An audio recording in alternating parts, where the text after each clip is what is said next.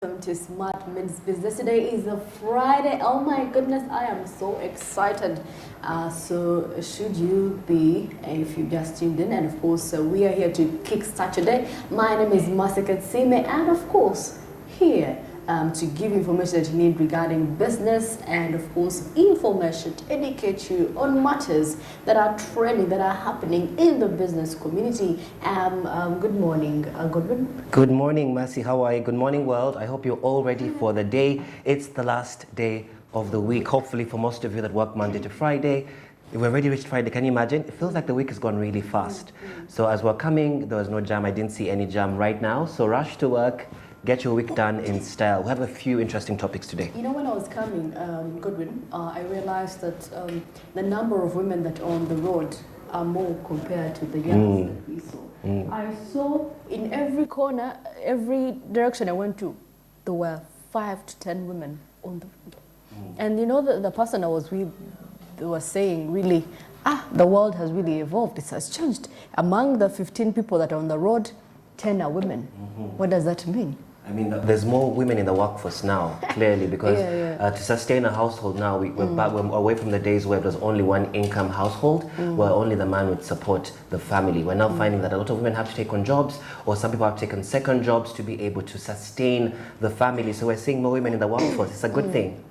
And we're seeing more women, but of course the rise of single mothers is also there, and of course they have to, you know, cater for their children. They have to figure it out. So we're finding, especially with regards to small business, we talked about small businesses this week and how we can start to invest in these small businesses. Small young women, or women, single mothers as well, are starting to do things that they can do. I know my auntie who started, she started knitting and selling bags that she's been knitting just to support the family. So the world has changed completely, where we can't have just one form of income. We have to diversify our forms of income. If it means starting a small business, might as well. And of course, don't forget the markets on Zabu are going to be open today. Today is the last day of the week, and of course, it is a Friday. From Monday to Friday, those are the operational days. So you can reach out to Zabu if you dial *292#. That is their USSD code, and for the prompts or the steps. So you can invest as low as 15,000 in Ghanaian shillings. That is the lowest you can go. So Zabu is powered by Alltex East Africa, and they're telling you to do something new. It's the year 2023, and if you want to invest in government bonds and security, Zabu says opening time is 8:15 a.m. to 3:15 p.m. That is 6 to 7 hours working hours. So if at all you have issues and your money is really disturbing you, please reach out to Zabu, except for public holidays and weekends. For tomorrow, Zabu is not operational. Zabu says, my money, my future. Well, of course, today in our morning call, we're going to focus on the issue of money lenders confiscating or using national IDs as collateral. Yes. You know, NIRA came out and said they are doing away with that. Yes, there is no need for confiscating someone's national ID for crying out loud. This is an important government credential. It is. I mean, with the police force, Uganda police force came out with a warning that was issuing to all money lenders that they cannot be using IDs or passports as collateral. This is going to be such a huge conversation surrounding who can afford collateral, who are the people, or what are the companies going to do now that IDs are off. Right? There's so many functions of the ID. Remember that the money lenders are regulated by UMRA, which is the Uganda Microfinance Regulatory Authority, which is expected to create a sustainable non-bank sector and make it so that it's regulated. Any form of money lending, it could be even a SACCO as well, is regulated by UMRA, because now the police goes ahead to say that the sole issue of the ID and the passport is just to identify somebody. So if they're holding onto your ID as collateral, how, in terms of, we talked about security, right, and the increased insecurity that's happening in the country, I think the president, it's one of the measures is putting in place to be able to identify people at all times, so we can know who is who and who is where at any time. So if your ID is held up by a money lender, it's very hard to identify you immediately. Well, under the Registration of Persons Act, Section 77B, it says it is an offense if a person who is not authorized deprives or disposes the holder of a national ID. Therefore, it is unlawful for a person to unlawfully take possession of any ID that belongs to another person. Yes. So it is a crime. It's a crime. It's a crime to hold someone's national ID because, I mean, at the end of the day, it is theirs. Why would you take it as collateral? Anyway, it's just that for some people, they don't have any other choice. Exactly. I mean, like, the conversation, I don't have anything that I can really give in. Yes. So I give in my national ID. So the conversation surrounding collateral for people, that everyday person that doesn't have land, doesn't have a car, doesn't have the property to give us collateral, how are they going to be able to access these everyday loans? It's a conversation, even for small business owners. They don't have that much property as yet. So what are you trying to do is only those that have property or good collateral will be able to qualify for these kinds of loans. The reason why most people use the ID, we have to remember it's a very important document. We use it to get out our SIM cards. If you've lost your SIM card, you can't get it replaced in Uganda without your national ID. Can you imagine? That's how important it is. You can travel to Kenya, I can attest to this, you can travel to Kenya with your national ID, even by flight. So the ID is such an important document that allows you to access different things from the bank. You open up your bank account with a national ID, not even with a passport. So the national ID in Uganda has become like gold. It has become like honey for Ugandans. So I cannot blame the everyday Ugandan for thinking about it like it's collateral. National ID is needed everywhere for voting. If you want, if you're a voter, you have to have a national ID.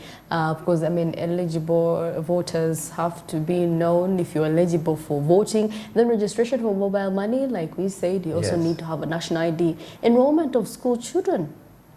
You know, accessing government programs and services, you need a national ID. Yes. Self-identification in a new location. You need a national ID. Yes. Now that the insecurities came about, and you know, the president was coming up and saying that you know you need to have an identification card for you to access churches, restaurants, because of the insecurity. Yes. That's a very huge conversation, right? So now I wonder what the money lenders are thinking about this new move concerning having to use their IDs. That means less and less people are going to apply for these loans at this money lender or institutions, right?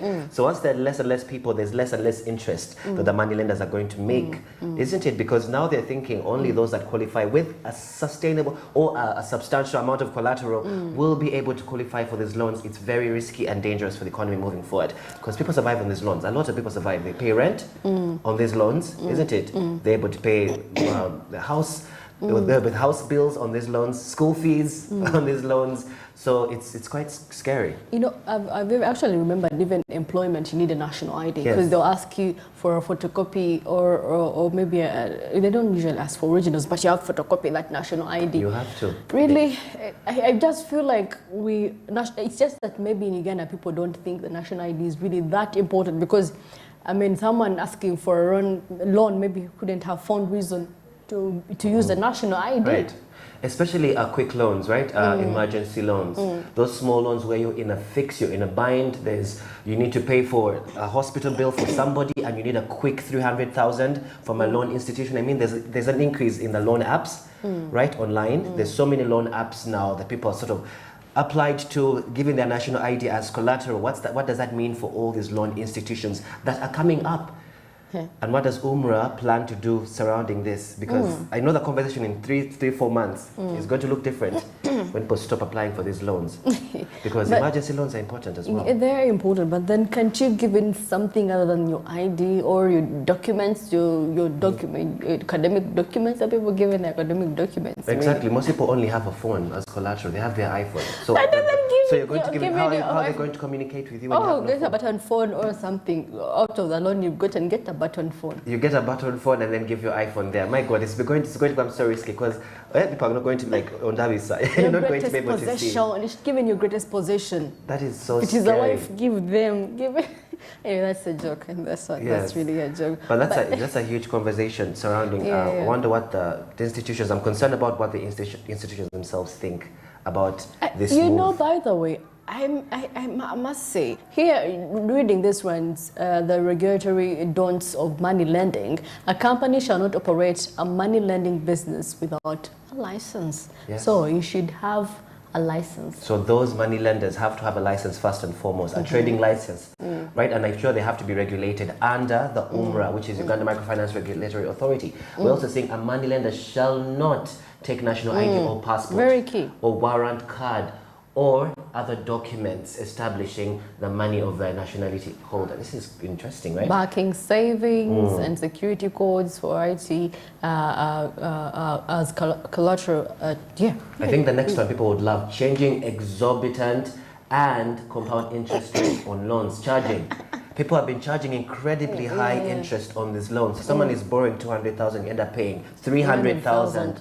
So that's incredibly high interest on these loans. So they've also been taking advantage of the citizens because they say that you're in an emergency. If these things are not regulated properly, I think this might be a good move in some ways because with this kind of regulation, these loan apps are going to stop asking for these exorbitant prices and these loan agencies on interest. Because a person, I mean, they took an emergency and they want them to pay almost half of what they borrowed in the beginning. I mean, you're almost making them broke and broker. I mean, what do you think? Anyway, the much emphasis was actually on the national ID. So you could actually maybe use ATM cards. You can take the ATM cards or, use them as collateral instead of their national ID. Imagine because that. an ATM card is only needed at the bank. Right, but even an ATM card, if there's no money in there. And you also, to get the ATM card, what did you need? The national ID. Oh, you understand? That's how important it is. It's like bread and water. And we're seeing here a license issued is not transferable or assignable to these money lenders. So the one that they've given, they cannot transfer it to another. Because some of the money lender companies have like three companies under one umbrella. Yeah? So I think one issued is one issued. Yeah. And of course, that is all regarding money lending. And of course, a license should not be transferable or assignable. A money lender shall not take clients' deposits. These people are used to eating people's money. You give in your money and they tell you, by the way, we didn't see.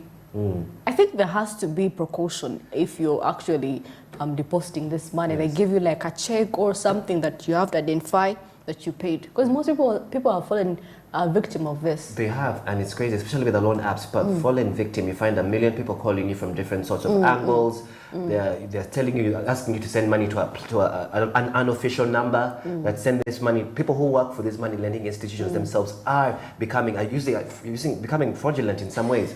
Because now someone else within that company is calling you saying, no, send the money to this and I'll clear the loan, or send the money to this other number. And it's not to the official number. So with this kind of regulation, it's going to be able to curb some of these malpractices that are happening within the money lending institutions. Well, of course, finally, an individual or company incorporated in Uganda and carrying out money lending business can apply for a license. Okay. Interesting, Nice. yes. Then the entity seeking a money lending license from the authority must be a legal entity and with an established office. Yeah. So for these things of working from your home in your boxers and you're saying we're lending you money from your bank account and you're saying you're an official company, you have a letterhead and then you say I'm have an an official office, company. even if it's a one room or Exactly, it's an office that you're paying for rent. People rich.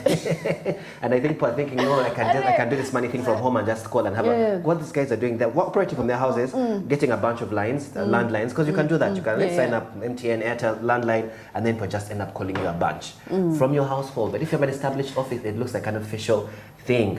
I think this might be a good thing in the long run if you think about it, right? It might affect the people on a small scale who don't have collateral to be able to ask for these kinds of loans, especially emergency loans. How are they going to be able to access loans without any collateral? The other person has a Techno Pop 1, and he's asking for 500,000 worth. He cannot use his ID as collateral anymore. Even if Techno Pop 1 is not worth the money the 500 is asking for, but his ID before was able. Collect things. You give in your sofa, you say, guess my sofa will have to go. You find ways actually. If you went to a place and they took your national ID as collateral, I don't think I would take you seriously. You have to fight for your rights. You need to have your national ID with you everywhere you go. Okay, fine. You can get a photocopy or another duplicate, but you don't have to carry an original actually. An original could get lost, and renewing it in Uganda is really crazy. That is such a huge conversation around renewal. As a person who's had to renew my national ID before, I know the process is laborious.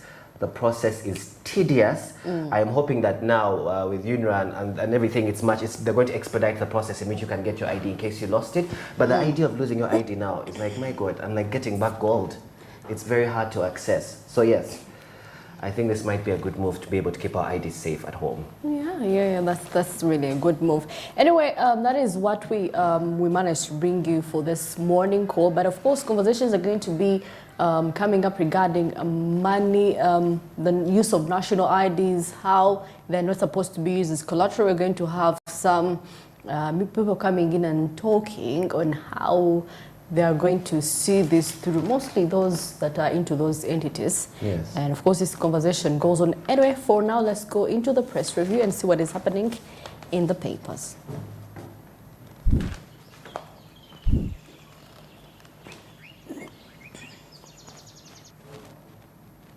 Well, beginning with the Daily Monitor, see here, government unveils budget priorities for next year, and of course, Kenya scraps a fee on Uganda bond containers, and of course, crackdown nets rogue airport security officers. Now, in this story, the two suspected extortionists were arrested after netizens opened a war on social media, claiming the practice is widespread and tarnishes the image of uninformed forces and Ugandans to visitors transiting through the country's only international airport, that is in Entebbe. Oh, that is interesting. And we're also seeing here in the new vision, we have in some business news, freight forwarding program graduates to boost intra-Africa trade. And according to the statistics, according to Revenue Statistics Africa 2022, since 2010, the average tax to GDP gross domestic product ratio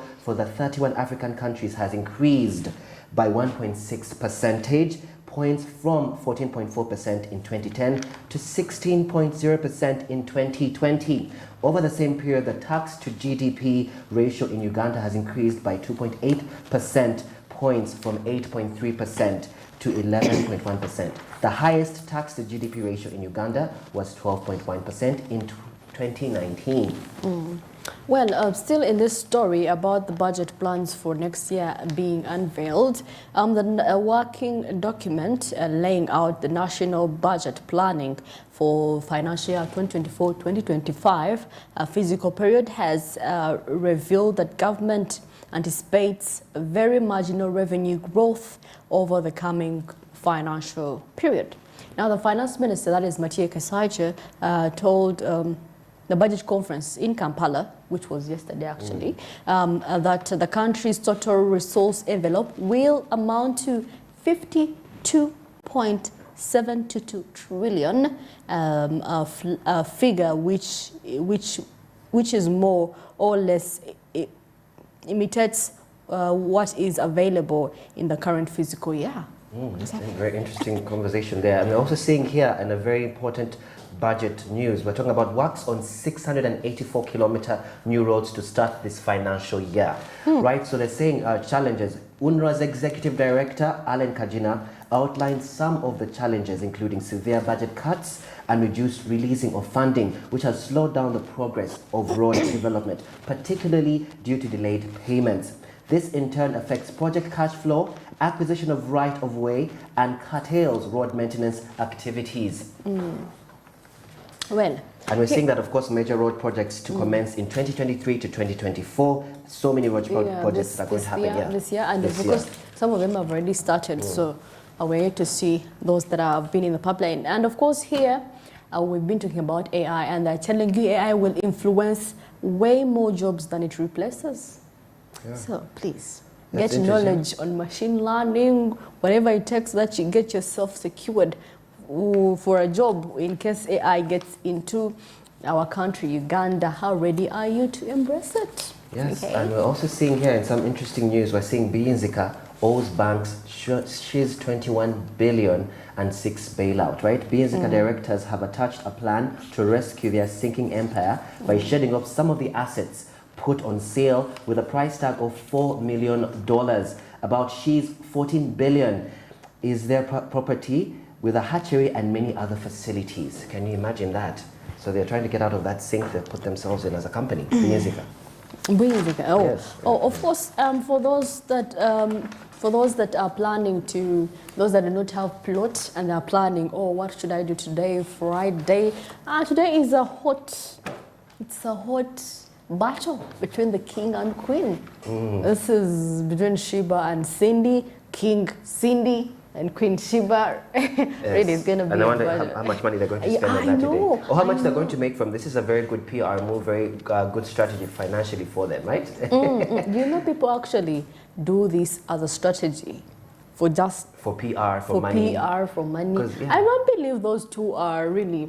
No, I mean, Sheba, they have this planned. I mean, Sheba and Cindy have been in the business. They have been friends for quite some time. We were first introduced to her since the Coca-Cola Pop stars. Yeah. But thinking from a financial perspective, it's very good for them to have teamed up because they get to share profits from this concert or whatever battle they're going to have today. Bringing the Sheba and Cindy fans together. And we're also seeing Museveni. Well, of course, right about now we're going to get into the traffic updates, and of course we're seeing traffic is flowing well right there, and of course you know, today being a Friday and it's a bit cloudy, you could see it's cloudy still in the morning hours, and of course people are rushing to work so that they can leave earlier on Fridays as they prepare to take their babies, their children to school tomorrow or maybe Monday. But of course, the traffic flow is it's moving. It's not like so static in one place. And I believe this is this is the access road. This is the access road. This must be access road. I'm wondering because I think now, as you mentioned, people are starting to plan for taking their kids back to school. Yeah. This is the Chira Road. This is the Chira Road, and of course you can see people coming in from Tinda. All those ends are going to their workplaces. But you know, Friday people are generally quite lazy on a Friday morning, isn't it? I think they're thinking, let me slug a little bit. So I think the traffic is going to increase towards the 8:30 a.m. time because on Friday people start moving a bit later. But we're seeing there's a bit of traffic that's coming up since it's almost coming to 8 in 30 minutes. There's a way people cross, really. There's a way Ugandans run across the road. We need to cross better, guys. Because let me tell you, by the way, if you're not hasty in crossing the road, Ugandans, they'll just.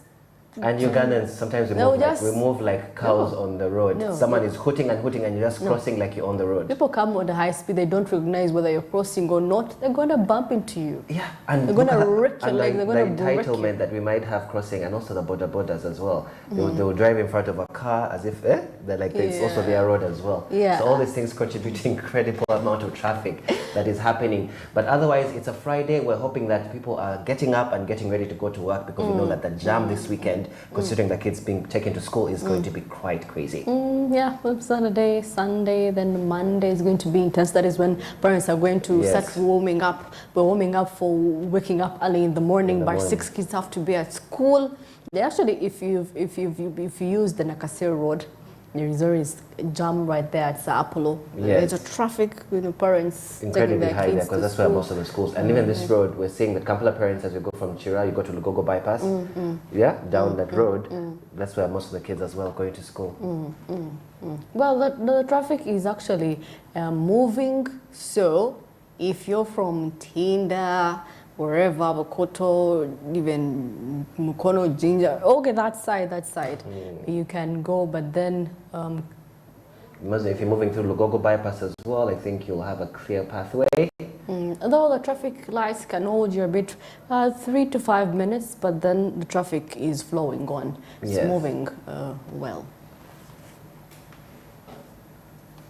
Well, of course, that is it for the people around Chira, and of course, if you are planning on, joining the people in the city center, you have to hurry up because by 8, I really think traffic is going to be tight around that area. And of course, 25 minutes past 7 a.m. and of course still here with Masi Ketime and Godwin Bachuma, still giving you information regarding business. And don't forget the markets in Zabo are going to be open any minute from now. So if you want to reach out to Zabo, you can dial *292# and for the prompts that is their USSD code, so you can learn about the products they sell, or you could actually buy the bonds. So definitely Monday to Friday, those are the working days from 8:15 a.m. to 3:15 p.m. That is approximately to 6 working hours. So they are powered by Autox East Africa, and they're telling you to do something new. You can invest in government bonds and securities